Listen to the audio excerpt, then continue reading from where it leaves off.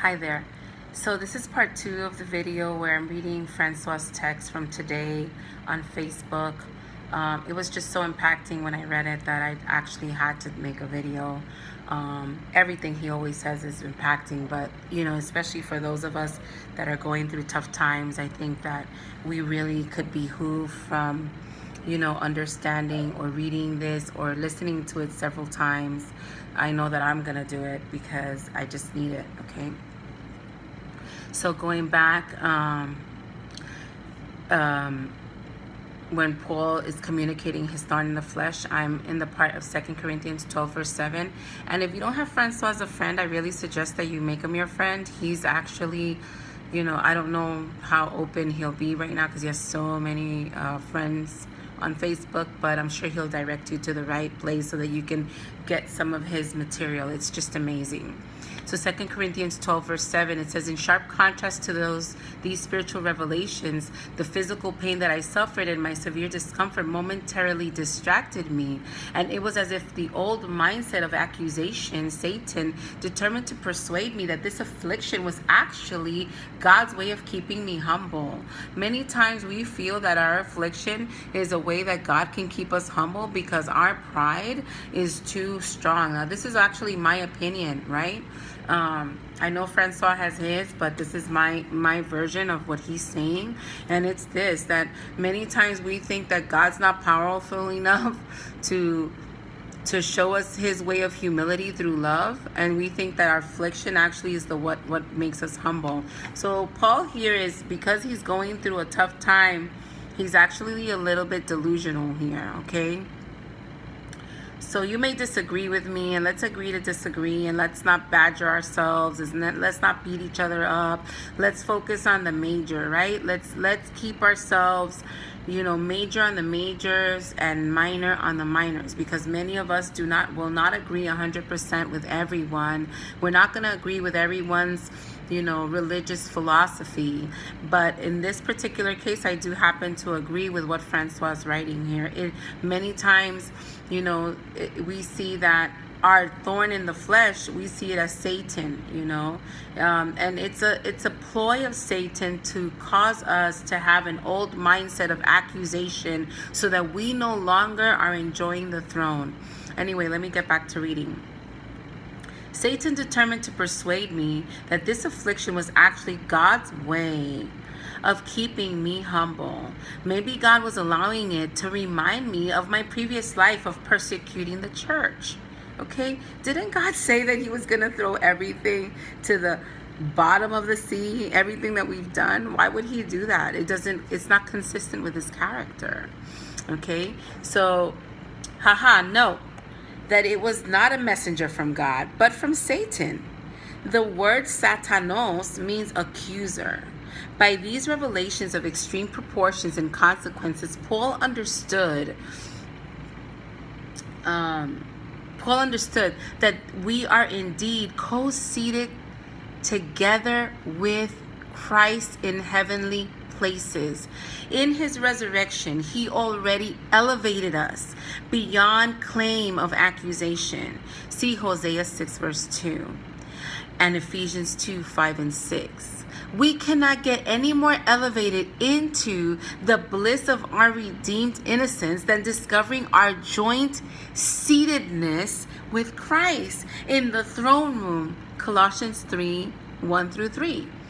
And so now 12:8 says, 2 Corinthians 12:8 says, I almost believed this lie and even implored the Lord three times to remove the thorn from my flesh. Finally, it dawned on me. You ever get that? Finally, it dawned on me that grace is God's language. Wow, Francois. Grace is God's language. He doesn't speak thorn language. Wow. He said to me, my grace elevates you to be fully content.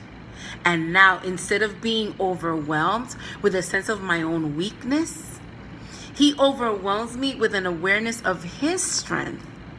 Oh, what bliss to rejoice in the fact that in the midst of my frailties, I encounter the dynamic grace of God to be my habitation. The word archeo, content, is from the word aereo, which means to elevate. The word hedista from hedios means pleasure. The word episkenu has two components: epi, continual influence upon, and skenu, to encamp, to reside in a tent. The noun skenos reminds us of the English word skin. Paul suggests that God's grace fits you like a skin. Oh my goodness. One feels almost at home in the consciousness of his grace. Guys, this is thrilling. In 2 Corinthians 12 verse 10, I now enjoy a delightfully different frame of mind. Wow. When I encounter things that would normally make me feel frail. Do you ever encounter things that make you feel frail and impotent? Whether it be from insults, or when I am in a situations where I'm forced to do things with my arms twisted behind my back, whether I am persecuted or feel squeezed into a claustrophobic space. Because of Christ, every time that I encounter weakness, I escape into the strength of my I amness. Wow. Guys, I have to say Selah for that one. The word eudokio is a compound word from you, well done, beautiful, dokio, to form an opinion. The word anagi, to bend the arm, like when your arm is locked behind your back, where your own efforts to clear or save yourself are completely neutralized. The word stenochoria means narrowness of place. The word amy is the verb I am. Winter, the womb of new beginnings. I will endeavor to learn from the seasons. That is to allow winter to run its course in my life with dignity, not regretting the loss of leaves. Wow.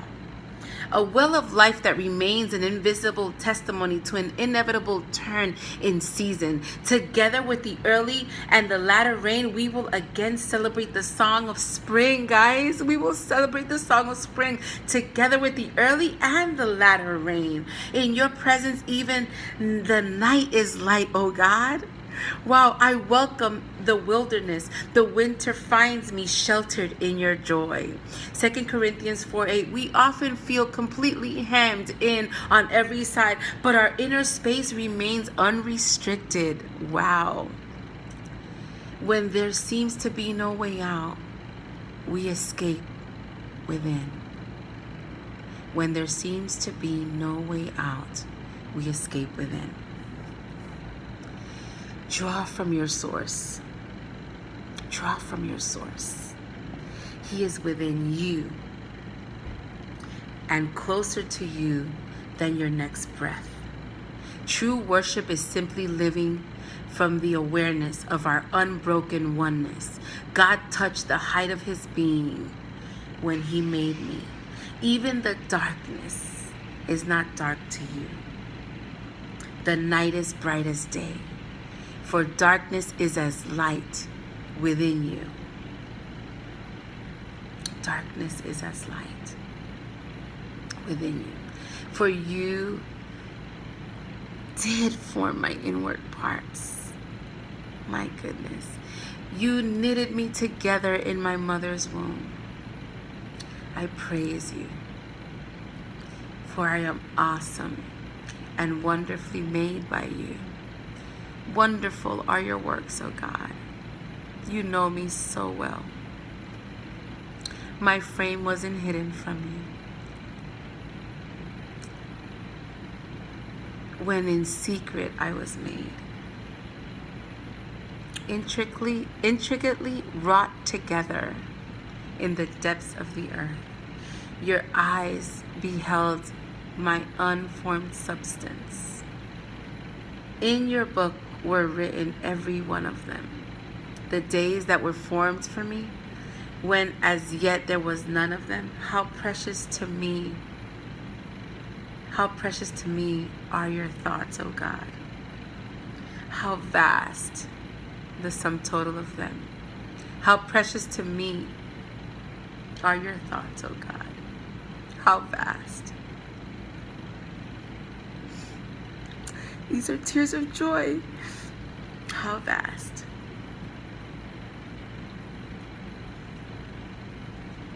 If I could count them,